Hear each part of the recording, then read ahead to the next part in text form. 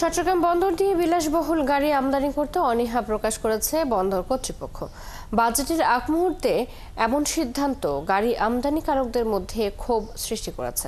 মাত্র 20% নিজেদের কাছে রেখে বাকি 80% গাড়ি মোংলা বন্দরে নিয়ে আমদানি করতে মন্ত্রণালয়ে প্রস্তাব পাঠিয়েছে বন্দর।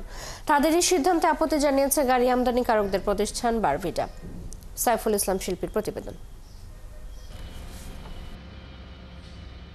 আগামী মাসের প্রথম সপ্তাহে ঘোষিত হবে 2025-26 অর্থবছরের বাজেট। এই বাজেটকে সামনে রেখে প্রতি বছরের মতো এবারও বিপুল পরিমাণ রিকন্ডিশন গাড়ি আমদানি করছে ব্যবসায়ীরা। আগামী সপ্তাহের মধ্যে বন্দরে ভিড়বে গাড়ি ভর্তি একটি জাহাজ।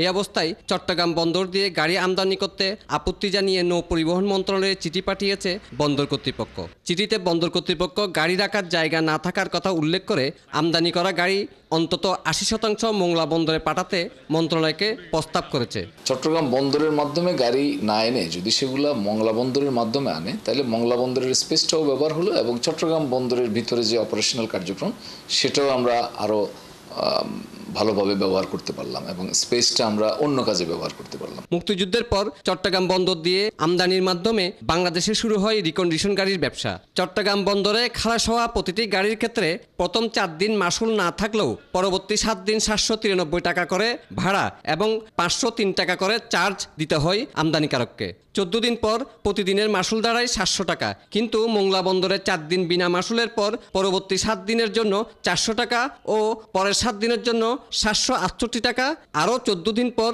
প্রতিদিনের জন্য শুল্ক নির্ধারণ করা আছে 129 টাকা। তবে শুল্ক হার তুলনামূলক কম হলেও নানান জটিলতায় বন্দরের এই সিদ্ধান্ত মানতে আপত্তি গাড়ি ব্যবসায়ীদের। অনেক গাড়ি অ্যাক্সিডেন্ট হয়ে আমাদের গাড়ির প্রায় অর্ধেক দামও আমরা সেল করতে পারি না অ্যাক্সিডেন্ট হওয়ার কারণে।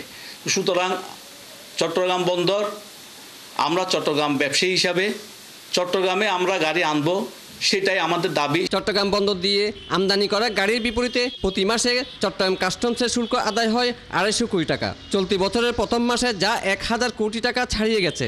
বন্দরের প্রস্তাবনা অনুযায়ী গাড়ি খালাস কমে গেলে প্রভাব পড়বে রাজস্ব আদায়ে।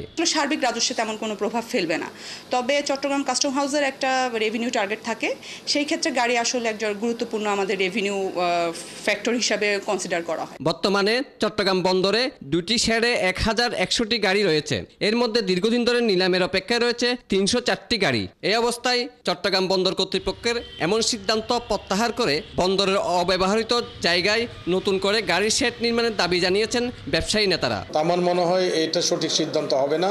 চট্টগ্রাম থেকেই গাড়ি আমদানি করে এখান থেকে খুব দ্রুত খালাস করার সিদ্ধান্ত নিলেই সেটা ব্যবসায়ীর উপকৃত হবে এবং যারা এটা চাহিদা মিটান তারা উপকৃত হবে। চট্টগ্রাম বন্দরে বর্তমানে 2টি শেডে 1250টির গাড়ির ধারণ ক্ষমতা রয়েছে। বছরে 12,000-এর বেশি গাড়ি আমদানি করে বাংলাদেশ। সাইফুল ইসলাম শিল্পী, 71, চট্টগ্রাম।